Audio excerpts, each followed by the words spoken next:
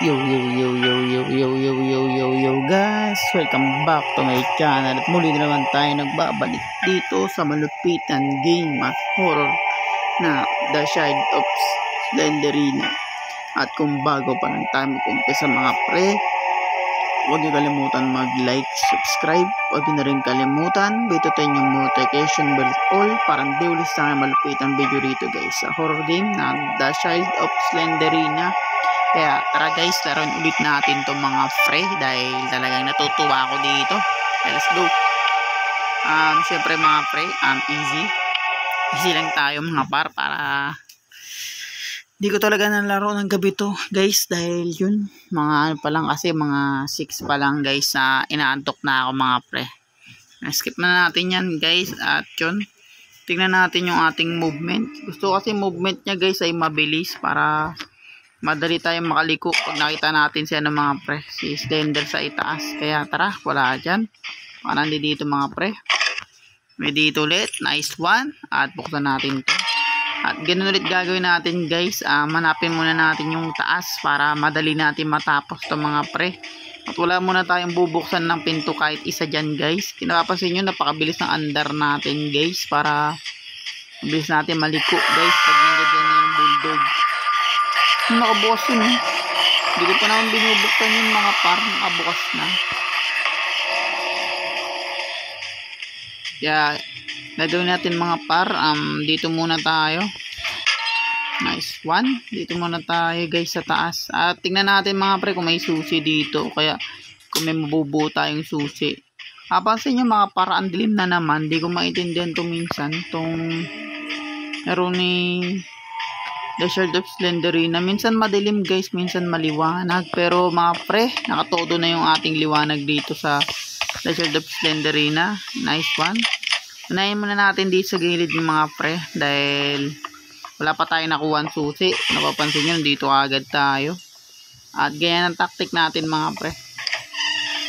Tingnan natin kung meron. At pagsasawaan ko to guys yung Slenderinan to kasi masanay ako sa mga horror game. Pero hindi ko siya nalaro ng gabi mga pre. Dahil kung tutusin may limit ako sa paggamit na itong cellphone guys. Kaya minsan inaantok na talaga ako mga pre pagdating ng gabi. Yan. Nandito tayo sa CR guys. Kasi minsan meron dyan sa CR. Slender. Pansin nyo guys, napakalakas ng tunog pero hindi tayo naka-earphone mga pre. At yun nga mga par, walang susi. Siyempre guys, pag walang susi, check natin dito. Kaya ang dilim no. Ito tayo matatalo mga pre, madilim. Nice one. At yung mga bago dyan mga par, huwag nyo kalimutan mag-like, subscribe. Huwag nyo rin kalimutan. Bitutin yung notification bell all guys. Para hindi ulit sa malupit ang video rito guys sa The Shade of Slenderina. At marami pa akong horror game guys na laruin. Nice one. Tingnan natin to, nakalock.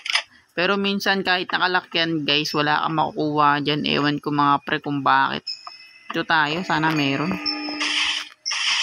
Wala. Kasi mas maganda kasi guys, ito yung una. Kasi si Slender minsan lang kasi magpakita rito mga pre. Hindi katulad ng Hindi katulad ng mga pre, yung sa baba may nangahabol bang bulldog. Naabol tayo guys dun eh. Kaya minsan nahihirapan ako dun. Tingnan natin guys, napakadilim ng paligid. Ewan ko guys kung bakit ganito to. May susi. At yung susi guys, try natin ipunin muna. At tara guys, dan tayo dito sa gilid. At meron pa tayong hindi nabubuksan dito eh. Tingnan mo mga par, nagamit ka agad natin. At itong panusok guys, nandiyan na talaga yan. Nagsasalita pala to guys. Di ko napansin yun at di ko napindot yun. Kung napanood nyo naman yung isa kong vlogging dito. Minsan guys nandiyan dyan eh. Nakasabit minsan pero yan, di ako nagugulat guys. Talagang lang. Ganda lang siya laruin mga pre para sa akin na paulit-ulit. Dahil nakakalibang rin naman. Guys, pag wala mga susi rito mga pre, ibig sabihin na sa ibang lugar talaga o kaya nasa baba. Kaya pagdating natin dun guys, baka ikakat ko na to mga pre para may part ulit ha yung mga pre.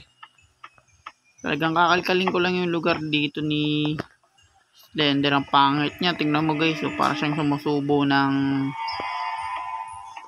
ano guys, ng balot na buo na yung di binabalitan. Parang nilulunok niya guys. So, sisigaw siya ng Batman.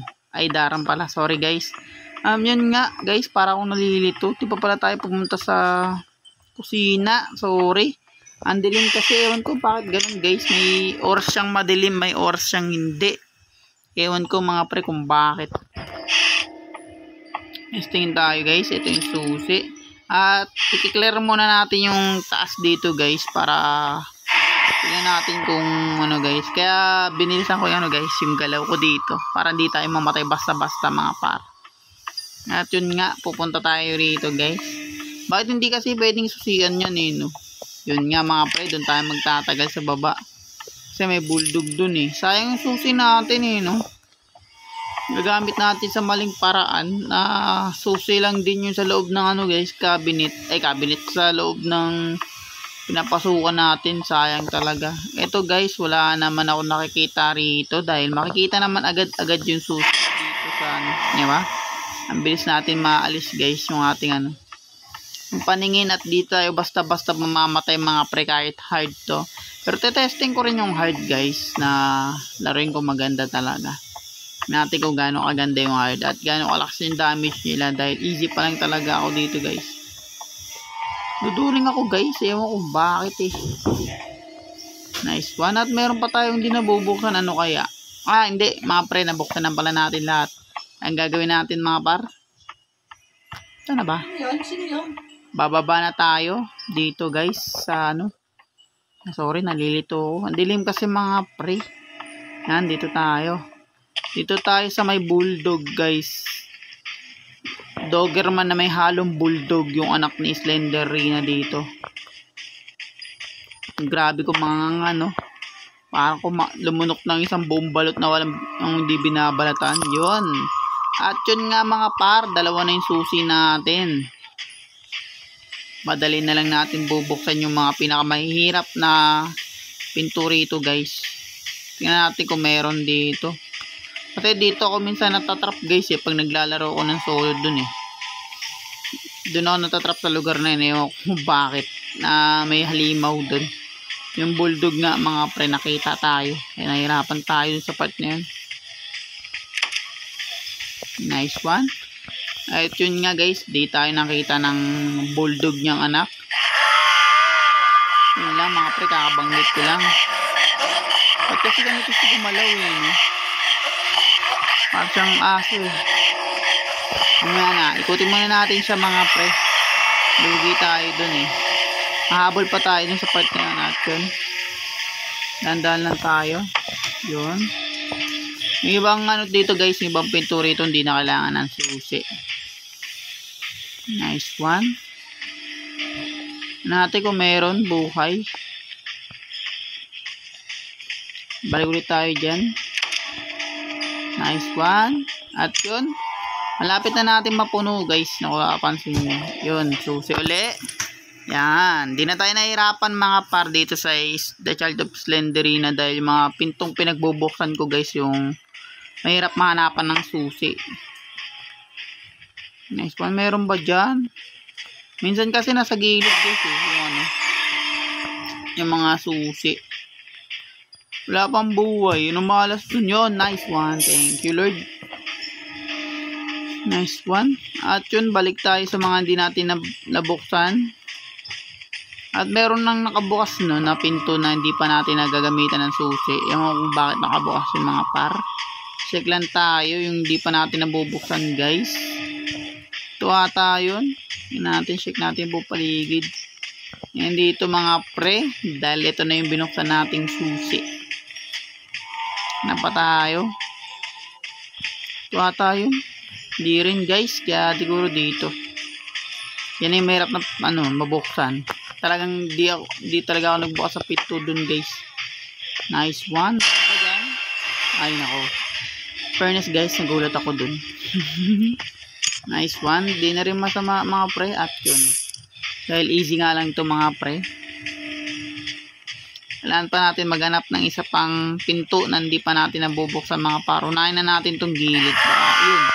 Nasalubong natin yung bulldog. Yun ang mahirap dun guys.